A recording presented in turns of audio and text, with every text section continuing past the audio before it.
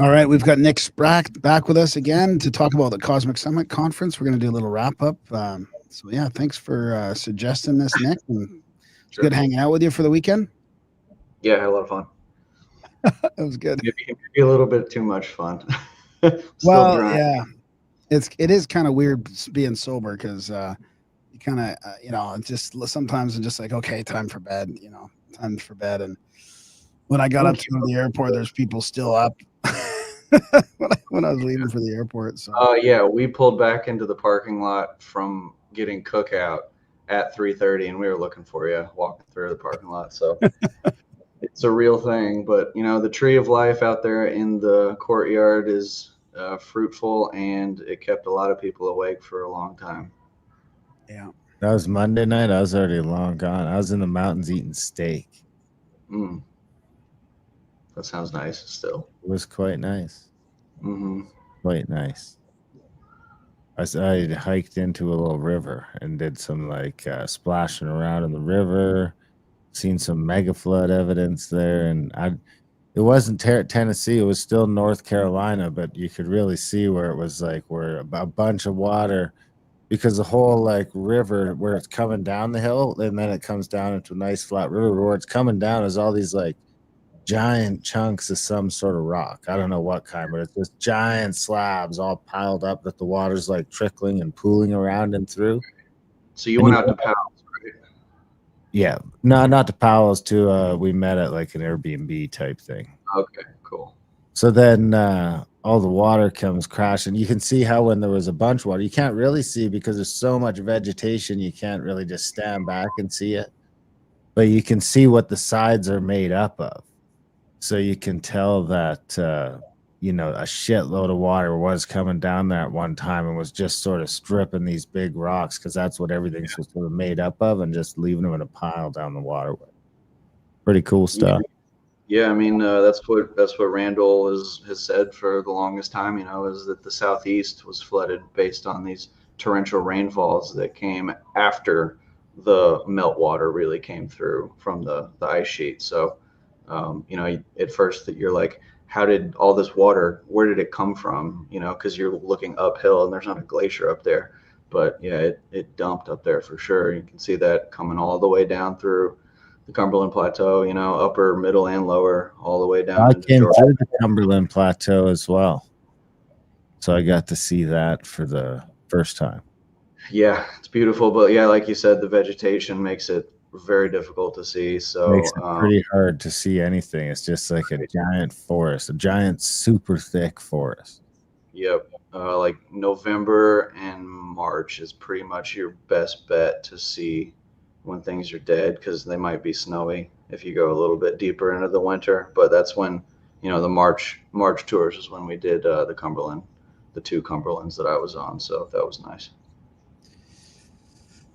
Well, why don't we start with some what our favorite things were, maybe favorite presentations or favorite things. I mean, because there was some unusual things this year. There was the Coffre press conference with the Italian researchers and the whole underground thing, and there was the vases. So Matt Bell brought 30 of his vases there, his authentic, ancient Egyptian vases. So there's those two artifacts, unusual things, and also before I forget, if people want to go back and watch some of the stuff, I think that our code 3CAMS still works to get $25 off you can go in and get all the videos, I think. So, which is normally $75. So I think for $50 you can still get access to all the streams.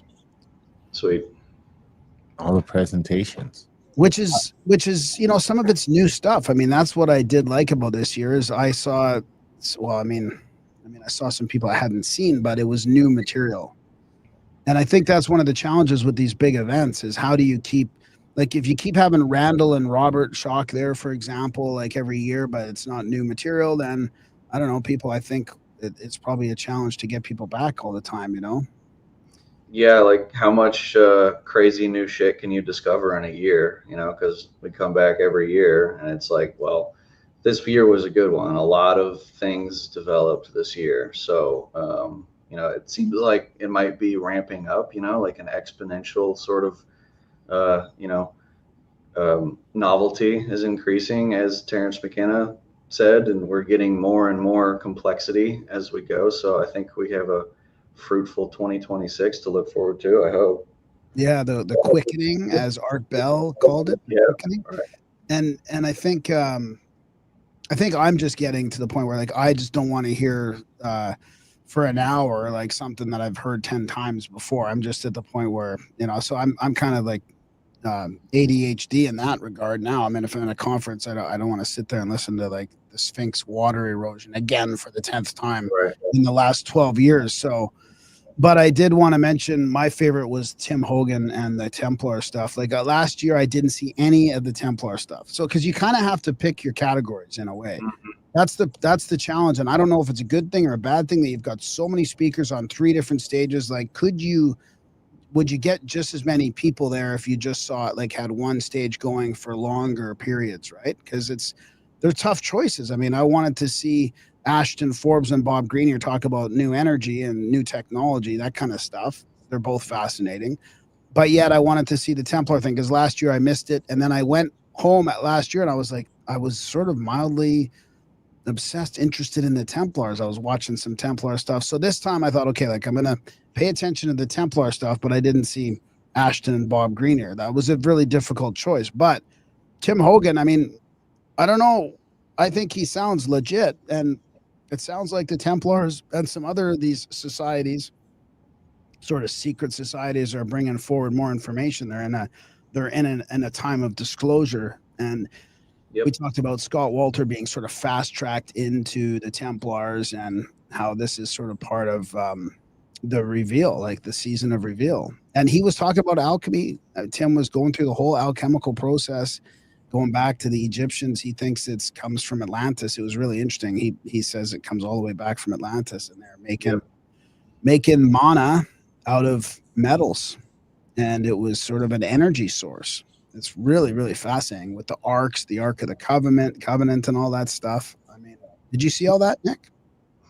I saw his presentation on, I guess, well, I have the program right here. I saw the first one. Let's see. Well, I don't remember exactly when that was, but yeah, Saturday morning. Yeah, it would have been. Yeah. So I saw his thing last year.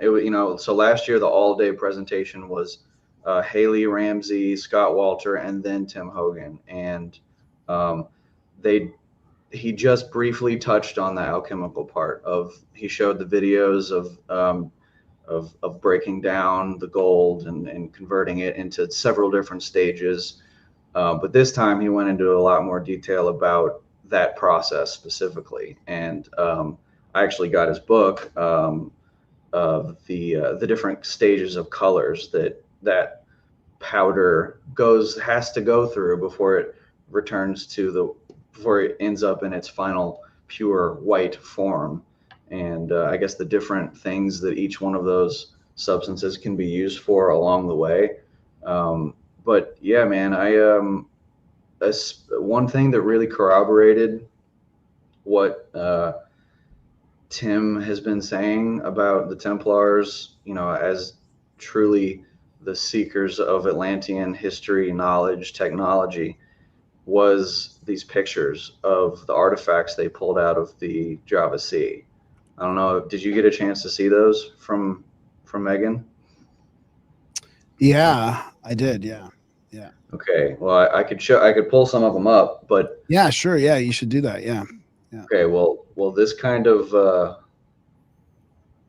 corroborates it. Let me. Those are the pictures you posted in the Telegram? Yeah, correct.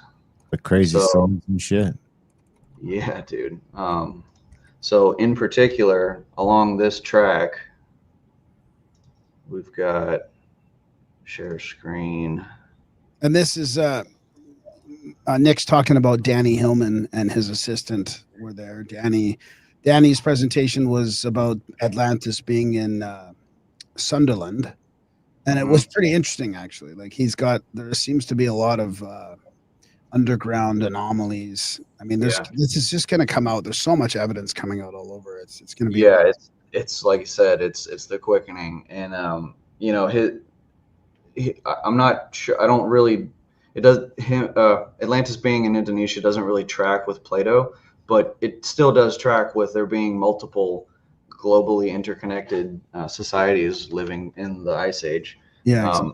Especially when you see this. Okay, so can you see that? Yeah. All right. This is one of the things pulled out of the Java Sea, and this is the same material that the jewelry was made with. That was actually there. All of us, I think, all of us physically handled this stuff. There was the ring, the giant necklace, and the Ouroboros armband.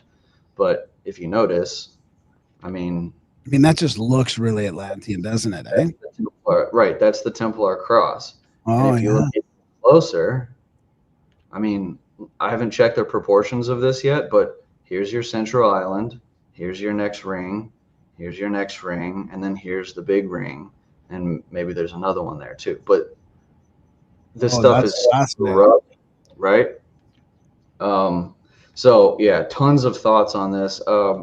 I guess the disclaimer to these artifacts is that they are going to need to be verified as authentic before we can really get too excited. However, from my experiential observations of what was actually presented to what was brought that she had back at the table, I've never seen anything like it before. I've handled plenty of metal. I've been to machine shops. I've seen like shitty reproduction artifacts of, you know, woo-woo shit that we love to see, but I've never seen anything like this before. And the claim is that it was made of pure iron nickel meteorite. Yeah. And So how would you verify? Like when you said one of the important parts will be to verify all this, but what would you verify? Just the metallic structure, right? I mean, and that maybe it sat in the sea for a long time. I mean, could you verify that? Because you can't really verify when it was made or how it was made. well, a few things.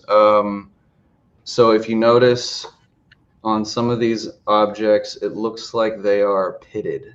Yeah. So see these? So to me, what this implies is that there was rust there, and it ate away at this metal over time. And then at some point, when whoever discovered this discovered it, they sandblasted it or cleaned it and tried to restore it, which is a no-no. But again, we're talking, you know, some fishermen in the Java Sea pulled this stuff up, I guess, pretty recently.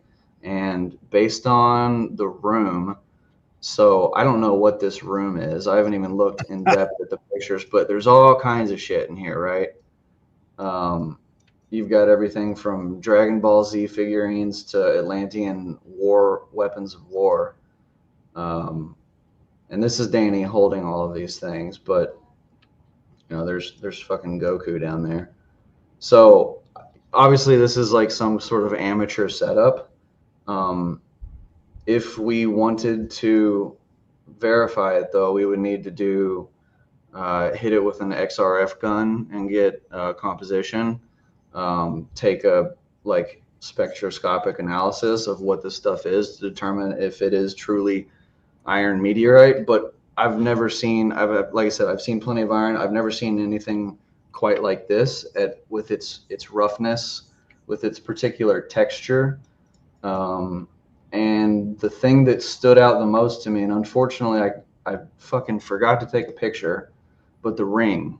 I got a picture of it, or the armband or the ring. I don't think I got a picture of the ring. So yeah, I got a picture. Somebody sent me a picture of the armband, but the ring is the big one because it shows the interior cross section of this material. Okay. So look at that helmet or crown, right? So this thing is 2 times the diameter of his head. It's huge.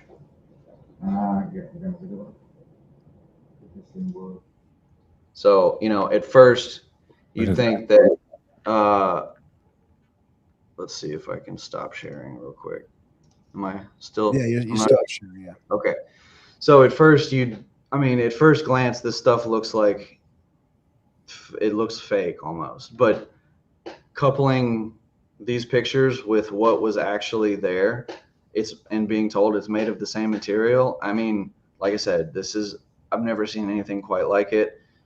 So the ring, first of all, so my finger is not very thick, right? It's not saying much to claim what I'm about to say, but the interior diameter of this ring was at least 3 times the diameter of my finger.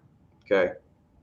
The necklace was not comfortable to wear. You just saw how big that helmet was. You saw how big those swords were, the ones that he was carrying with 2 hands. Those are designed as one-handed weapons, not two-handed weapons. Two-handed weapons are going to be longer, right? Like a claymore, but those are still relatively short. But he had to carry them with 2 hands. So to me, these are designed to be carried by somebody that can lug around something that big with a single hand, single arm, dual wielded, or with a shield, right? So the ring, though, the cross section of this thing, I mean, I tried to describe it the best I can. It was fibrous, spongy, kind of porous. Do you remember seeing it like that? I don't remember seeing the ring at all. I just saw the Ouroboros in the box. Okay. So I have a picture of the Ouroboros here. I say Ouroboros. Is that? I've always said Ouroboros, or that's what I heard. It probably doesn't really matter. Yeah. It's probably like, aluminum kind of thing. Right. Aluminium is what is the dude English. with claws on his hands, Yeah. isn't it? With the what? Wolverine or whatever. That's unobtainium. Unobtainium. Adamantium. No, unobtainium is from the green guy one. Yeah. Yeah, Green Lantern. Well, No, Avatar. oh, right.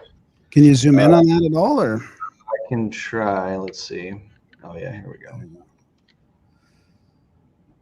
So that's pretty heavy. That would fit around your wrist. It's too big to fit on your wrist. It's bigger than a bracelet. So yeah, my wrist it's probably again 3 times the size of my wrist. And again, that's not saying much. I'm not a thick dude, but this was, you can extrapolate what it would mean. So the ring, though, the notes that I had here: interior opening at least 3 times the width of a normal human finger. The top section was broken, revealing a spongy, fibrous, metallic cross section resembling petrified wood or magnetic filament structures. So again, it's hard to. I've never seen anything like this before, so I don't really know how to describe it. But it was heavy and it was magnetic. So it seems to be like verifiably iron meteorite. And the other thing is I pulled up a picture of King Tut's dagger. So King Tut's dagger is made of an iron nickel meteorite. It's polished, so it's a lot smoother, but it has the same exact hue to it. It's like this gray gunmetal color. Huh. So, if this stuff is real, I think it was probably meant for a giant to be wearing it. Here's the map that you got me going on Yeah. here now. I'm stuck with it, but I mean, because he's in Indonesia, so that's this whole area here, right? Yep. Which Yeah, is fascinating in this map, right? Here's the East Pacific Rise. There's like Easter Island and French Polynesia, and then look at this. How this was all like, it looks like a huge plateau here, Yeah. Yep. Even connecting Australia. Like, imagine how close you were across the Yeah. Timor Why Sea. would you? They bring up, and I agree that at some point, probably 60,000 years ago, people made it from Southeast Asia to Australia. That's how, that's the alternative kind of heretical view about seafaring travel, is that 60,000 years ago, people went from Southeast Asia to Australia. But 60,000 years ago, sea levels would have been way different. They could have just walked, Yeah, exactly. Like, look at this is only 38 meters here. right here where Right. that cursor is. Yeah. So And 150, 100, not even 150 feet deep, right? So that would have all, like, if we look at that 400-foot increase after the last ice age, that would all be connected there. yep, So, absolutely. and you said the Java Sea is where they're finding this stuff? Yep. Right And there. and Megan's trying to do like a fundraiser. We're gonna have her and Danny on probably because they want to try and like raise some money to do a whole bunch of scans. They're setting up a bunch of Yeah. scans to do because Yeah, they need with that, you think that would be like you could use a metal detector to find a lot of this iron. You'd think, eh? totally. I mean, it's super magnetic. I mean, it was, and it it had an energy to it too. I'm not great with those things, but even I could sense that it was special. So yeah, it would be easily detectable with a magnetometer being dragged behind a boat. That's what that stuff is for, and it's at, like I said, 38 meters. That's what, 80 feet. That's not deep at all. That's about the same depth as the North Sea, and there's some weird things being found up there too. Let's go take a look over there, North Sea. right there. Yeah, so there's another one. You're gonna have some Viking It's exactly the same depth right there. It's a meter Yep. off. Yeah. So Hyperboreans might Wow. be all over there. Holy. And that in pre and during the Ice Age, that would have had rivers all through it. Modern day England and Scotland would be the mountains. You wouldn't even want to be living up there because it would be too cold. So people would have been living in those lowlands where all the water drained, where the land was fertile. And obviously Right. now, but that's where you're going to find the stuff. Wow. I didn't realize it was so shallow there. Mm-hmm.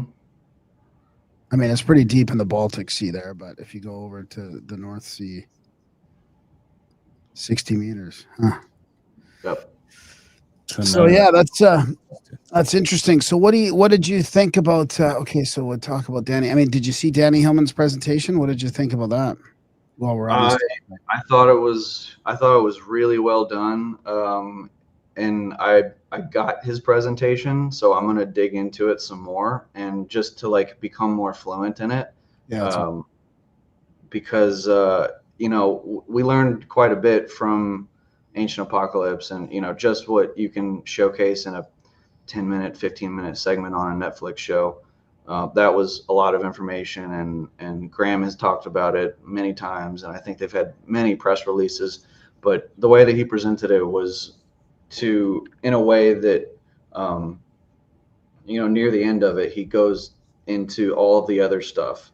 Because when we think Indonesia, when people in our circle think Indonesia, we pretty much just think Gunung Padang, right? Totally. But oh my goodness, there's a lot more. I mean, it's basically the same thing as the Amazon and as Mexico, the jungles of Mexico, finding all of these structures just all over the place, thousands of them.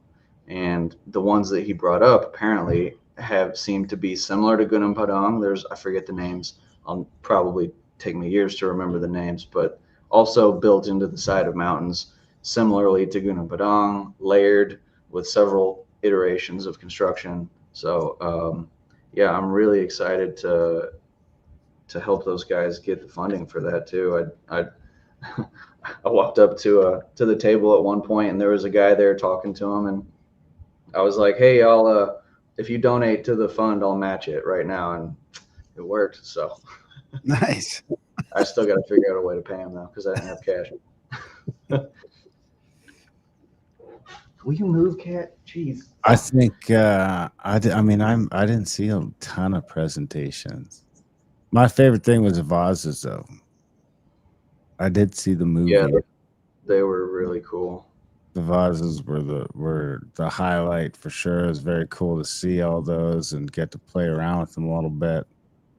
And also, I mean, I like shock stuff, that sun stuff, and the electricity stuff. I mean, because I'm not convinced about the comet thing. I mean, me and George talked about it on the other show. It just seems like it's still a lot of water. It's so much water to try and create instantaneously that for even like a comet, to me, it's just like blowing apart chunks of ice in a lot of ways, more than just melting it. I feel like the water's either getting washed around or I feel like the Yeah. oceans maybe have more to play with it. Like that picture you got there behind you, they're on top of the mountain and the ocean is coming, which is kind of what but the Enoch and that stuff sort of alludes to too, that they're hiding out on a mountain. I mean, who do we have was it you we had on the show that was talking about no, we had someone else on the show that was saying that was the mountains down in South America, right? Graham, where Enoch went and was hanging out? Yeah, not me. Yeah, somebody mentioned it, I think. And that, was it in like where Machu Picchu was and all that? Or Yeah, they were up in those mountains waiting for the cataclysm. And when you showed me that painting behind you, that's what made me think of it. Well, they did that. I mean, that is the cloud city that was as a retreat to be saved from the waters. They went up there, and well, like we see all the time, there's these parallels in all these stories. But yeah, you're right. It's really hard to differentiate between comet and solar outburst, mainly because if it was a barrage of comets, there would be airbursts, and discerning between the pressure and heat plasma wave of an airburst and just a plasma wave from the sun, I can't imagine that's going to be too easy to do. So it's going to look virtually identical. But we've got pretty clear evidence that there were some major celestial alignments. In fact, last night we were just going over it with Ed Nightingale on some of his Giza template stuff, and he pulled up a slide of going back in time in Stellarium, looking at very important points in history, specifically 13,800 years ago, this 14,000-ish year ago event, this big solar event that I think they've proven actually happened with the tree ring study that came out a couple of months ago. When you look at that point in time from the perspective of the Sphinx on the galactic alignment, which is December 21st, 2012, you can see this major alignment that occurred where the sun and the galactic center and several other stars are all aligned. And when you have that alignment with all these stars, it's the work of what's his name, John. Basically, it's the Birkeland currents, right? The Birkeland currents of the stars and the sun are compounding on each other, and those currents cause each star in that line to have, probably more dangerous outcomes for the planets around them. John Brandenburg? They proved it. So there was a guy that was hired by the Army. He worked for RCA back in I'm trying to find our damn Telegram group here. Here we go. So John Nelson, he was an RCA electrical engineer post-World War II era who studied disruptions in shortwave radio communications. He discovered that solar activity alone, like sunspots, didn't fully explain radio blackouts. By analyzing years of radio logs, he found a strong correlation between planetary alignments and geomagnetic storms that interfered with high-frequency radio signals. So he found that certain planetary angles, 0 degrees, 90 degrees, 120, 180, between planets like Jupiter, Saturn, Venus, and Mercury often preceded radio disturbances.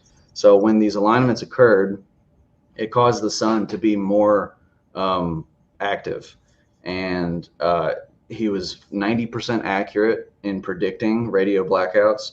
Of course, when he published this stuff and when he told the Army, he's like, hey, this is what's going on, they were like, okay, yeah, we'll keep that in mind, definitely, because he was 90% accurate. Yeah, that's real science. But when he went public with it, it was too close to astrology, so he became, a quack. So if you just extrapolate that to Birkeland currents with with the stars, it's the same thing. So that's what I think happened at the 14,000 year event. I mean, that's pretty well confirmed now, especially in, you know, Shock's world. But I think the other end, so meltwater pulse 1A, solar, 1B, something different. Well, that kind of makes sense that there was that time in between all those where people were creating these hideouts or these caves or these measurement devices. Like they started measuring, you know, maybe it was after that first cataclysm that you're talking about, and then there's still a couple thousand years in there where people started to measure celestial movements and the solar, you know, the equinoxes, trying to figure out like how is this going to happen again? Like we have to measure it, and then maybe, you know, creating these megalithic hiding places or whatever. It's interesting. Yeah, for sure. And I mean, it would make sense that we only find impact proxies at the 11,600 year mark. We don't find them at the 14,000 year mark. So it's like, well, it kind of tracks, you know? Yeah, maybe there's multiple cycles and multiple cataclysms happening. That's all these temperature drop was only at the end of it. Which no, the drop was at the beginning and the warming was at the end, right? Yeah, but then there's another little drop there that alludes to something in the atmosphere blocking out the sun. Right. Yeah, so just like the Atlantis debate, the Younger Dryas cause debate, I think we can probably say both or all of the above, because, you know, if there's an impact, it's going to cause volcanic tectonic movement. It's going to cause earthquakes and volcanoes and all this crazy shit to happen. If there's a solar event, it's probably going to cause that as well, because not only do you have a plasma discharge hitting the earth, but that plasma is charged with electromagnetic energy. You know, it's not just a heat wave. It's carrying virtually the same amount of energy probably that a comet's going to have or an asteroid's going to have, just in a different form. So yeah, we can like stop yelling at each other over some things and just work together. It'd be nice. I don't think there's a huge debate that's like vicious or anything. It's just pooling resources, I think, would be, well, I mean, I think the same team. Yeah. I mean, I think there's still a debate on, you know, Atlantis, and the archaeologists are still holding on to their paradigm. They're as tight as they can. I mean, sure. After our Atlantis debate there, that one archaeologist came up and, you know, was trying to explain why we're all wrong and how the archaeology works. Meanwhile, there's some people calling it a pseudoscience, like on the panel, I think. I mean, there seems to be a lot of people fed up with archaeology as a science, and you can understand why. I mean, they're just avoiding the big questions. They seem to be doing whatever they can to maintain their narrative, and they're avoiding the big questions, which to me is there's still a ton of evidence out there that needs explanation. All the granite work needs explanation. I don't think there's any real solid explanation for how they're building the Cyclopean walls, the vases, the scoop marks, the half quarried massive works like from the Brothers of the Serpents unfinished. I mean, that's just needs to be answered. And why did they just stop dead in their tracks? What happened? Yeah. I think there's something there that's common to everything. And I think it has to do with, like, I mean, it's funny because people are like, well, who would you ask if you had all the money in the world? What would you do? Who would you ask? And I'm like, well, two of the guys are here. Like, I'd ask Tim Hogan and Bob Greenier. I mean, yeah, those two guys, I think what they're working on is a sort of combined, has to do with, I think it's an alchemical thing. It's alchemy. It's part of ancient alchemy. I mean, that whole thing about the Shamir being a magic diamond, right? It's really interesting to me. That's what they describe. Yeah, Bob definitely is right onto that alchemical track, but more like modern alchemy. Exactly. You know? And then Tim's got the ancient alchemy. So yeah, it's very cool. And it's like we can agree when we're going past and future, past to present and future, and they all link together. That's a signal, right? That something you're on the right path. Yeah, for sure. So did you get to see Bob and Ashton? Did anybody see Bob and Ashton?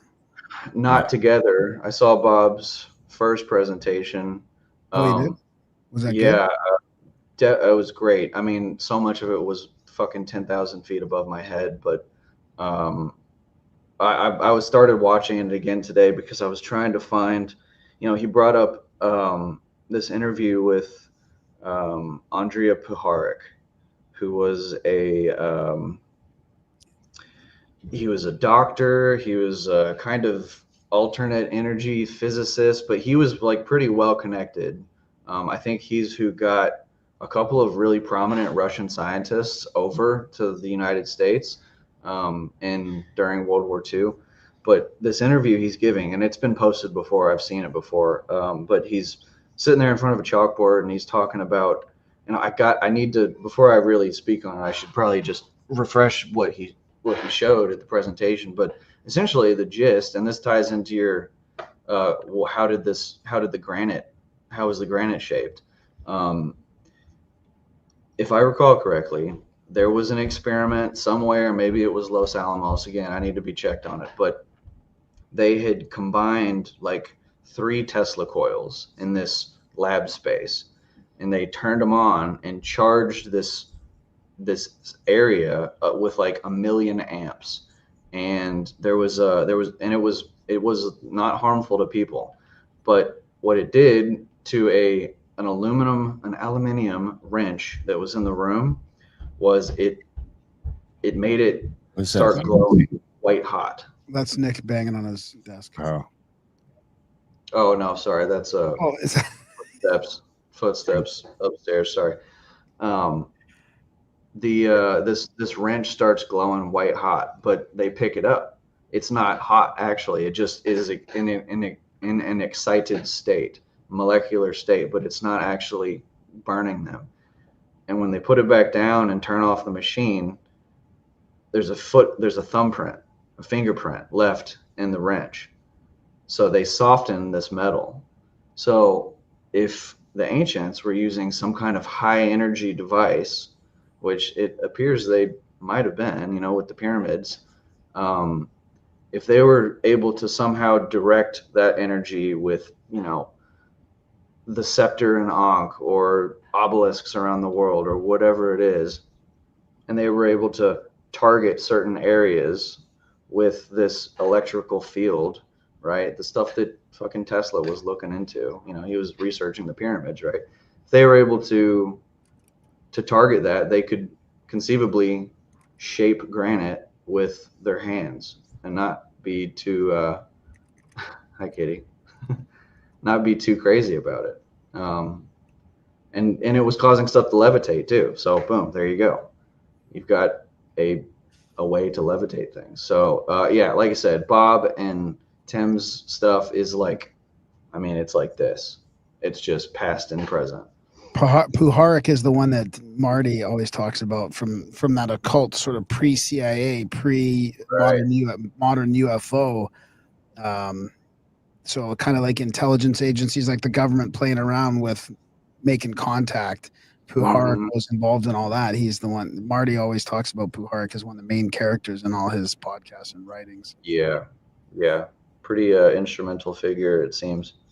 How'd you guys like the movie? Atlantico or whatever. Atlantica. It was great. Yeah, that's another whole can of worms. Want to dive in? Yeah, I liked it. I thought it was good. What kind of can of worms? A 12,000-year-old can of worms. Oh. So you guys, you go first, Graham. Yeah. Sorry, I just want to make a comment. Ian was saying very similar to the Hutchinson effect, and I was going to agree. That's yes. That's what it's like, melting metals or Yes. Yeah. Yeah, he brought that up too. John Hutchinson, I believe. Yeah. You're supposed to have him on the show, but never happened. That would be cool. Yeah. So the Atlanta. So what were? I interrupted you. We were talking about Atlantica. What did I think? Yeah. Well, I like the. It was a little documentary-ish. It was very fluffy, as like professionally made. So it comes across as like how do I say it? Over the Epic. top in some ways, but I do like how it ended, with them finding stuff under the water. I mean, it's really pretty fascinating. Whether it's the capital city or not, I don't know. But I mean, I meant to ask him how they found that location, because they said they just found it. It sounded like they found it by accident, but I thought when I saw the screener of it, which wasn't a full documentary, that they had maybe that they had located it through the satellite stuff. But it's just Yeah, I fascinating thought that they're my finding all this stuff impression in was the that ocean. Buddy found it on Google Earth. That was his sort of role. The dude, the wizard-looking dude, found it. Yeah, what was it, Tim Akers? Yeah. I think that was his name. That was my takeaway too. It's that he found it, and or he found the evidence of it on the satellite. So okay, so he was looking at aerial photography, whether it was Google Earth or whatever, I don't know, but he saw those Roman fishing corrals at low tide. And I guess he wrote about that, and at some point people started going out there and checking it out, and then they were like, well, what if this extends deeper into the ocean? And so they went and scuba dived, and sure enough, there's a bunch more stuff. 5 kilometers out is how far they went to find the proximal limit of this ring city thing, walled structure, whatever it was. So they go scuba dive. They see all these walls and these smaller walls, and then the big wall that's like 3 meters thick or whatever. And then they scanned it. And when the scan came, I mean, that's when it all was like the real confirmation. I mean, to me, if you find something 5 kilometers off the coast that is 70 feet beneath the sea, it couldn't really be anything else but a pre-ice age, an ice age civilization, because that was the last time that the water was that low. Yeah. Well, So it gets weird. It gets weird in that area though, because Doggerland wasn't that long ago, was it? Well, that's Doggerland though, not the Atlantic. Well, how deep is Doggerland? There was a big flood in Doggerland up north there. There was a big flood that was like 1500 BC or something like that, almost where Archaic says the big flood was. But like Doggerland apparently hasn't been covered for as long as the rest of it from the Younger Dryas. It was a separate event, apparently. So how far is this from Doggerland though? It's just around that corner, isn't it? Yeah, it's true. If I scroll up here, it's probably... Because to me, Doggerland has to be global, doesn't it? How do you just rise the ocean a couple 100 feet right there?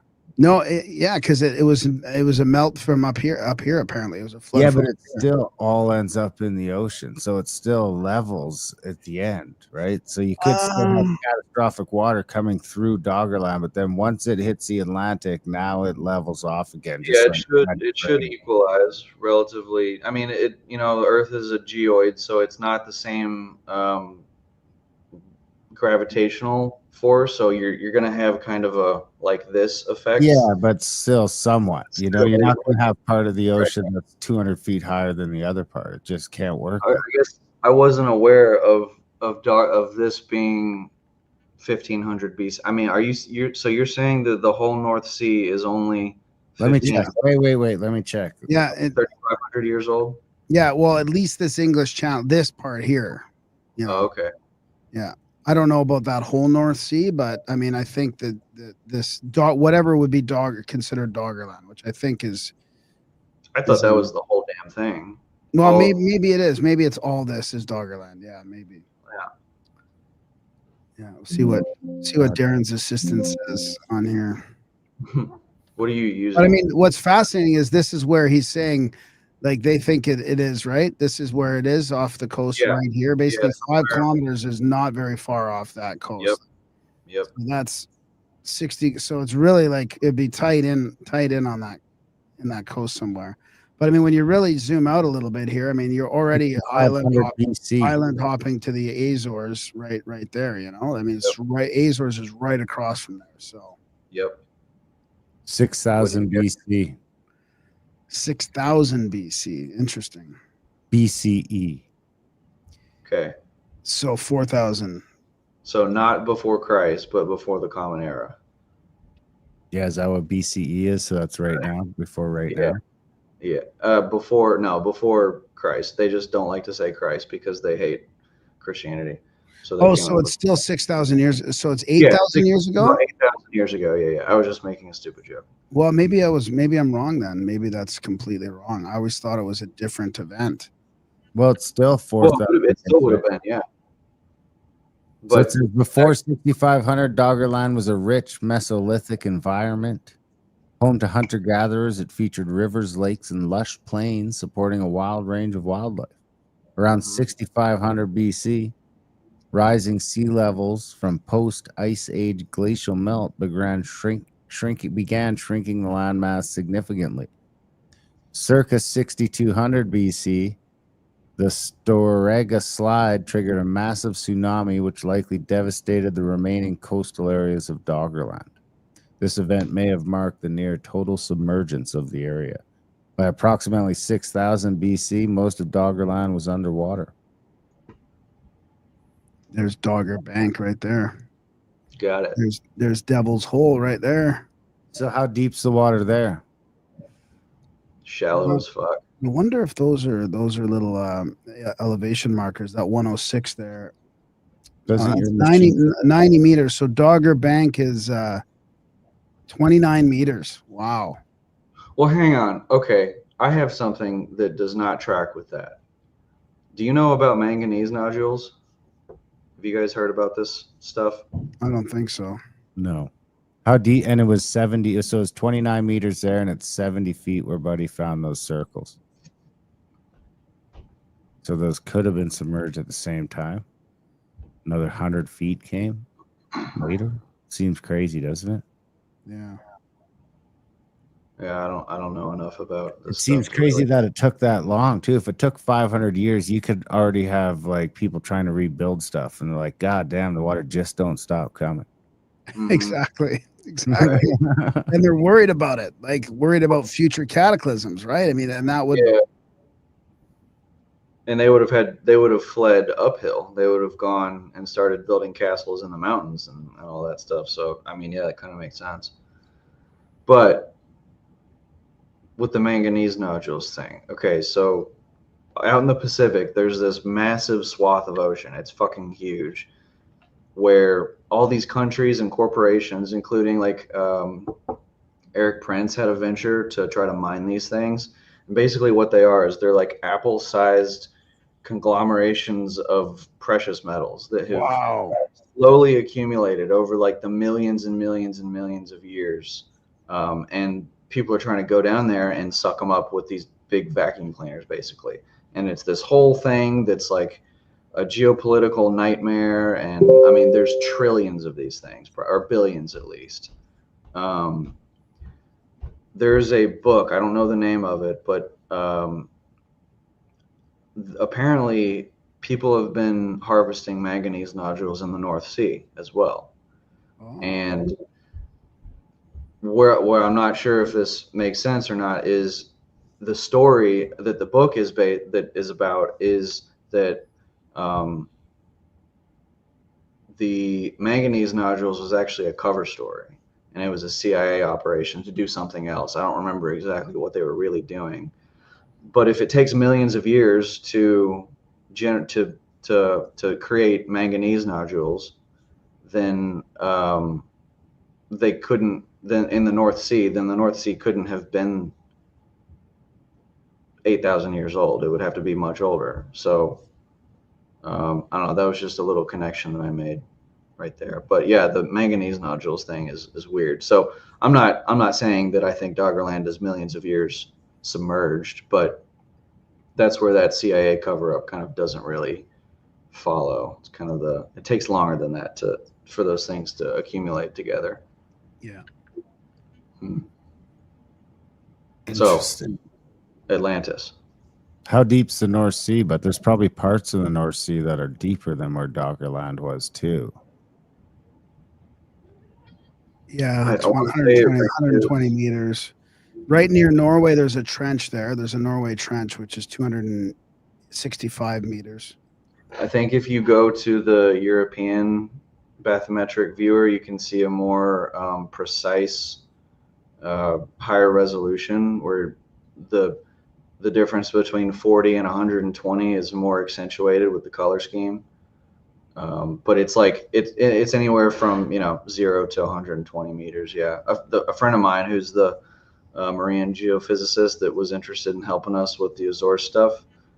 He's been up his last project was up in the North Sea, scanning for unexploded ordnance and selling data for telecom distribution construction down there. So he was telling me all this stuff about the manganese and the depths and what they find, and it looks smooth on that view, but it's actually quite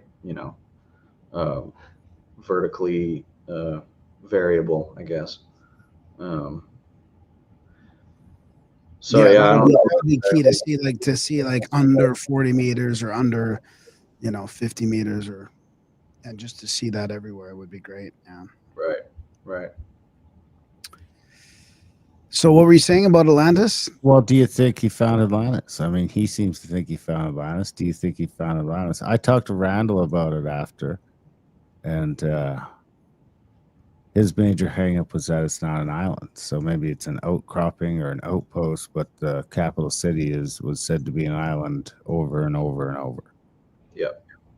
Yes. And I agree with that, but I also agree that they found Atlantis. Right? Yeah. Atlantis was an empire, okay, that had many island and otherwise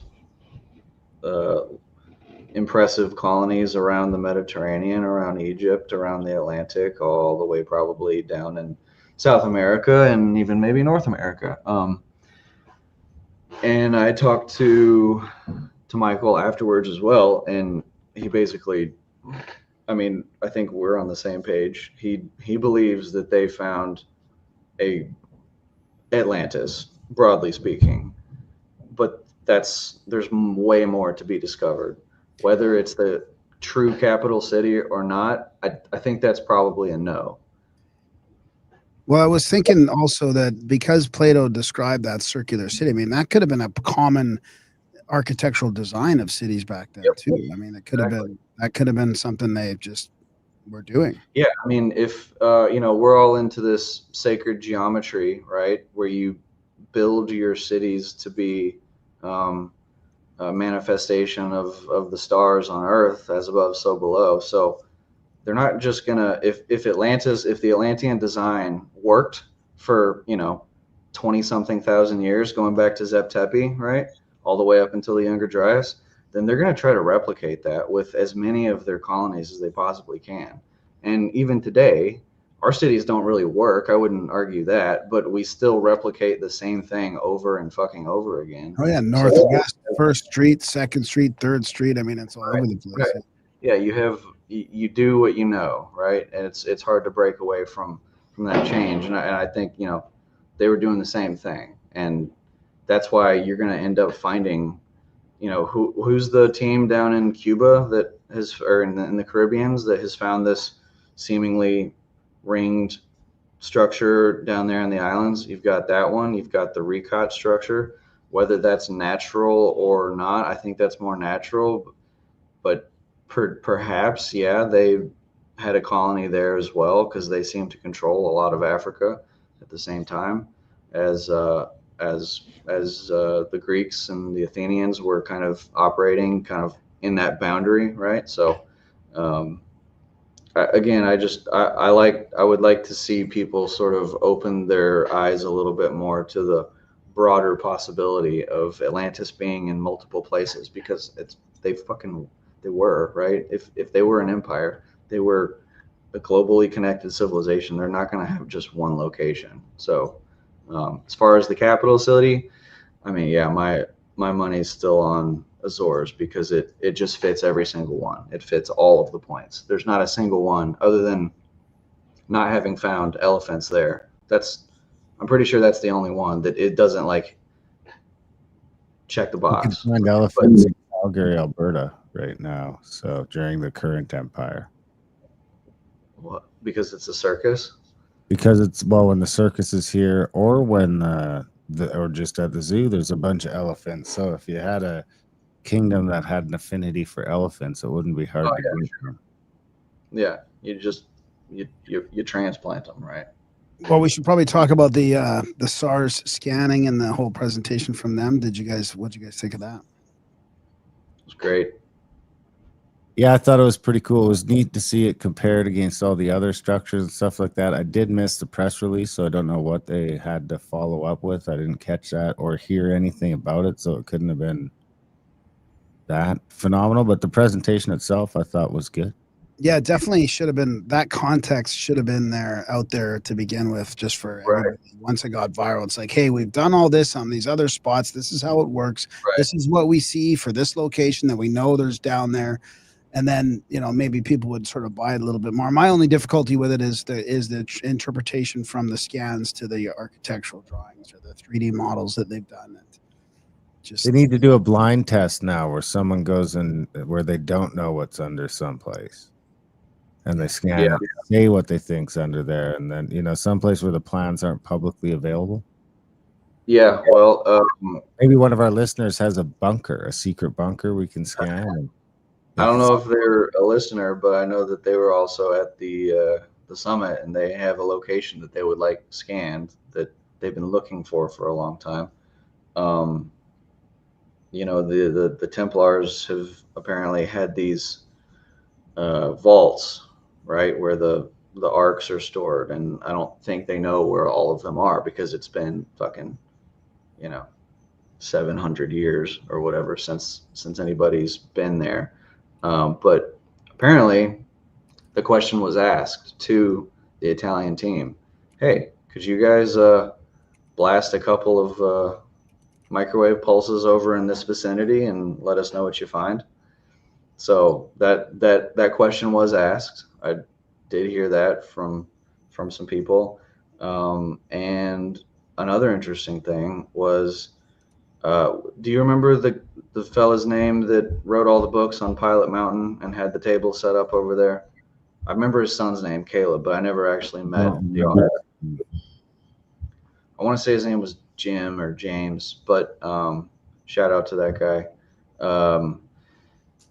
Filippo Biondi apparently approached him at some point and told him, was like, hey, the next time that you guys are anticipating a big rain over top of Pilot Mountain, let me know, give us a call, and we'll make sure we pull the data we'll try to, I guess they can position the satellite over top of any place they want.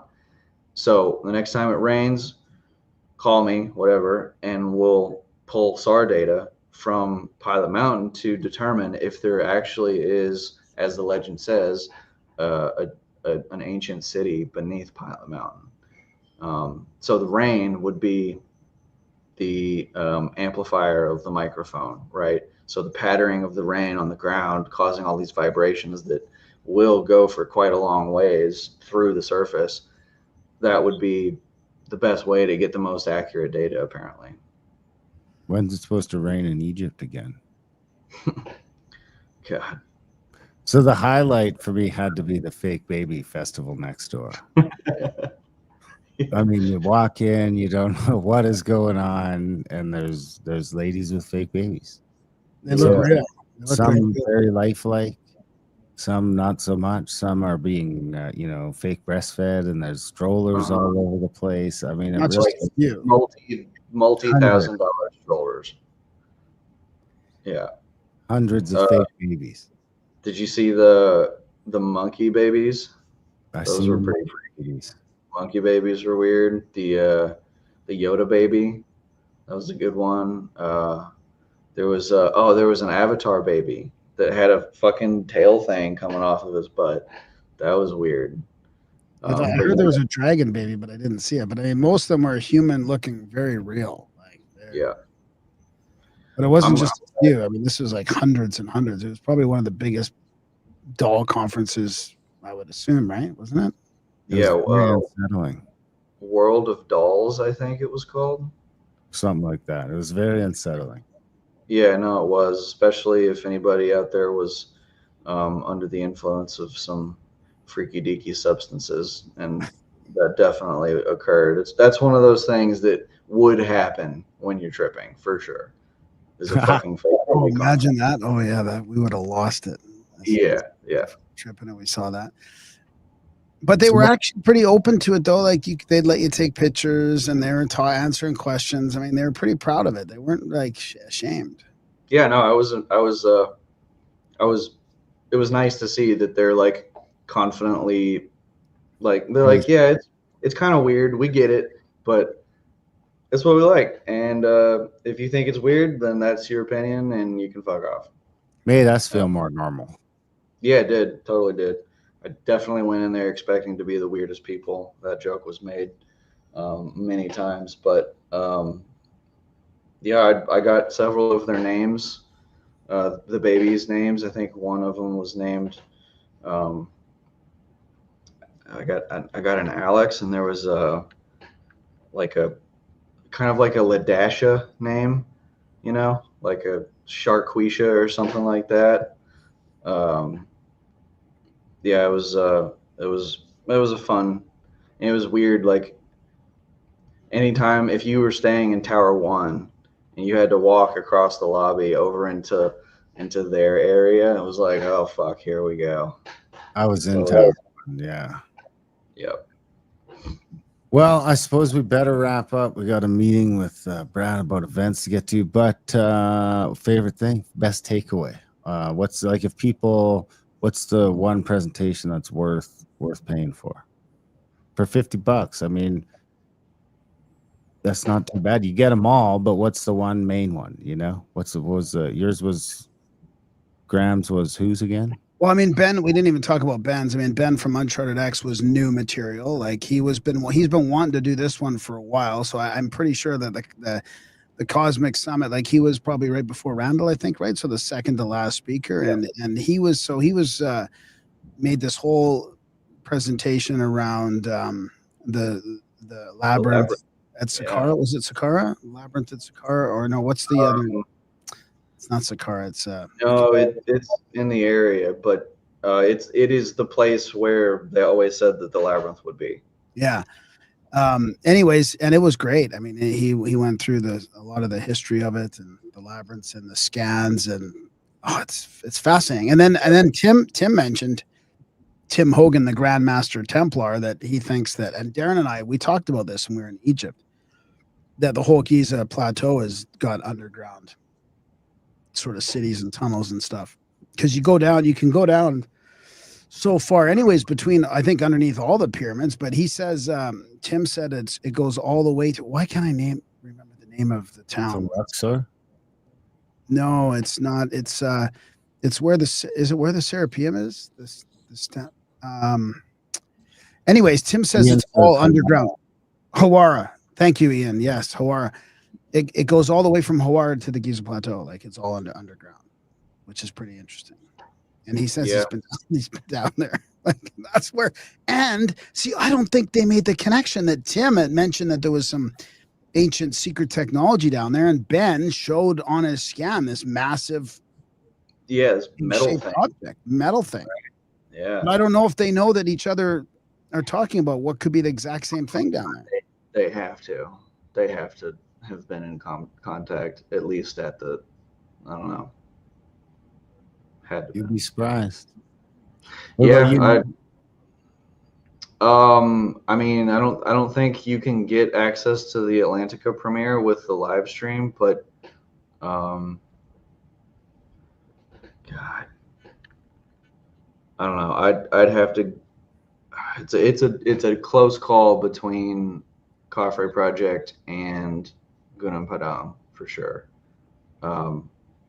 If it weren't for the artifacts that were actually brought to the summit from Indonesia, I would probably say the Causeway Project. But because of these artifacts were present for people to physically handle, that connect so many other dots across all of the mythos of pre-Diluvian studies, you know, I would say Gunung Padang. Yeah, Danny Hellman's presentation there, with an honorable mention of Matt Beal and bringing all these faces and allowing people to handle them. I mean, these things are, again, it's the same, like, just mesmerizement, captivation of the precision that went into building these things, and the geometry is encoded into them, just like the pyramids. I mean, all the stuff that we're doing with Ed right now, it's the same thing on a micro level that's being encoded into these small bases versus what's encoded into the pyramids versus what's encoded into the stars versus what's encoded into our bodies. It's turtles all the way down. I mean, Praveen Mohan's thing was good too. I mean, it's really hard to leave people out because there was a lot of good stuff. Danny, anything else? I even loved Scott Walter's presentation on the Corona document. I mean, I took a bunch of notes on his because I think there's some answers in there for how the Templars travel from Europe to the Americas is linked by the Azores, right? So we talked for a while about some of the stuff that we've been finding in the Azores that seem to be Templar, well, are absolutely Templar connections, and him and Tim both are like, yeah, the Azores is an important place. They would have definitely known about it, and they didn't really go much further past that. Not sure if it's just because they don't know, or if it's because they're being, kind of tight-lipped about it or what. But regardless, his was great. There was some fire erupted in Mark Young's presentation.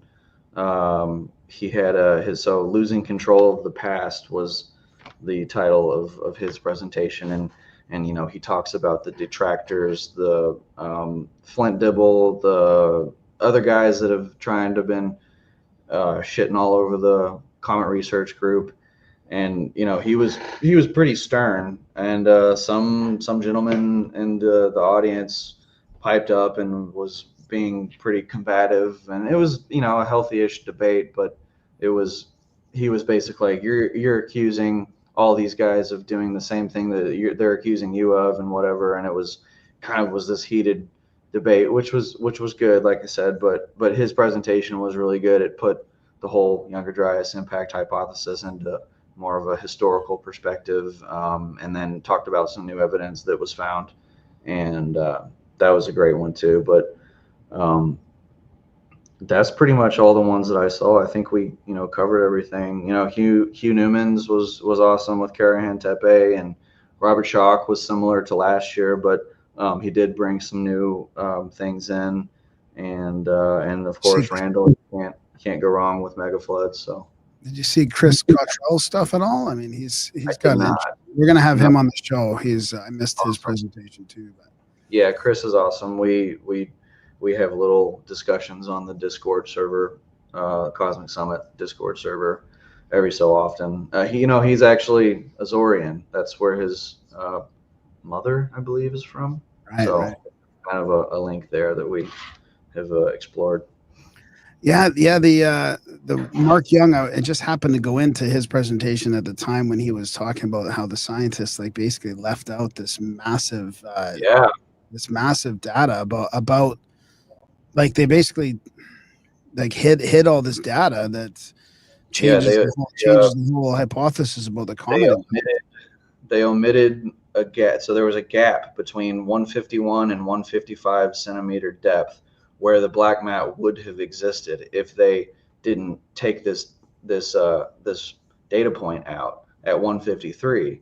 And he got with a guy that was a part of the original team of that study, and he showed him one of the early manuscripts that shows at 153 a clear platinum spike, and they took it out before publishing as a takedown of the YDIH. So it's like, this is fucking unacceptable. These people should be, I mean, if you could disbar a professor, that would be grounds for it for sure. Yeah. A researcher, whatever. Yeah. Yeah, it's Oh, just yeah, interesting to see yeah. it's interesting to see the scientific fraud, even from like the more scientific communities about comet research and all that kind of stuff. Mhm. It's just unbelievable. It's like they're just doing whatever they can to hold the narrative. Yeah. Seems to be the case. Begs the question, like, why are they trying so hard to cover this up? Yeah. Is it really just ego? Is it really just Yeah. The Doesn't shit seem like it. Yeah. Would you put your job on the line to cover up like an impact hypothesis? I mean, it just seems crazy. Yeah. Yeah. Integrity is something that I've looked towards my entire career, and in my company, integrity, we hold it very high to the point where we will not allow the truth to be hidden because out of fear that we'll get in trouble for like a quality incident or something. No, you bring that stuff up. You don't lie about it, and when you do, you are rewarded. And maybe that's just not a present paradigm in academia right now. It's unfortunate, but I wish it was. There you have it, Cosmic Summit 2025. I think it's just cosmicsummit.com, right? If people want to keep an eye on that and see CosmicSummit.com. Yeah. people want to keep an eye on that, see if they want to go next year. And of course, contact at thecabin.com if you want to get into something sooner than that. We got a bunch of cool stuff coming up over the next 8 or 9 months. I think we'll leave it at that. Hey, thanks, Nick. We appreciate you coming on and helping us out with this recap. I did notice you're taking a ton of notes the whole time. I mean, I was busy hustling. We had meetings during some of the good ones, right? Some of the best presentations we were stuck in meetings for, but this is what happens when you only see each other a few times a year. And luckily, we have the live streams to check out, which people can use. What was the code? 3 cams? 3 cams. Yeah. 3 cams, not sex stuff. Yeah. But check that out. Number 3 or the word? Number 3, CAMS capitalized, I think. And you can get that for $50. You can have, kind of the same experience, not quite, but it'll still be cool. And you can sort of draw it out and do it at your own schedule instead of cramming it all in at once. America.ca/support. Other than that, we love you guys. Thanks for listening. And we will see you next week.